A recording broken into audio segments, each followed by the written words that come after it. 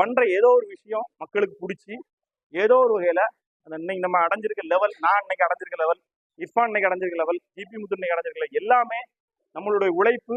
அதை விட நம்மளை மீறின ஒரு சக்தி இருக்குல்ல, எல்லாம் வல்லவன் அவனுடைய ஒரு ஒரு கிஃப்ட்னே சொல்லலாம், வரம். ஆக்சுவலா நம்மளுக்கு எல்லாம் கொடுக்கப்பட்டிருக்கிறது ஒரு வரம்.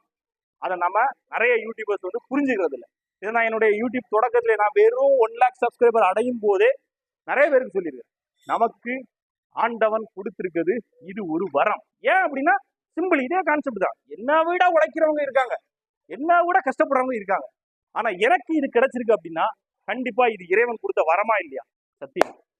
அந்த வரத்தை நீ என்ன வேணாலும் பண்ணிட்டு போ, ஃபுட் பிளாக் போடுறியா போடு, டபுள் மீனிங் பேசுறியா போடு, உனக்கு தெரிஞ்சு என்ன வருதோ அதை சீரியாச்சு, என்ன இளவையும் கொண்டாடிட்டு போ. ஆனா எல்லாம் செய்யறதுக்கு இடையில இந்த சமுதாயத்துக்கு ஏதாவது ஒரு நல்ல விஷயத்தையும் சொல்லிட்டு போ. அப்படி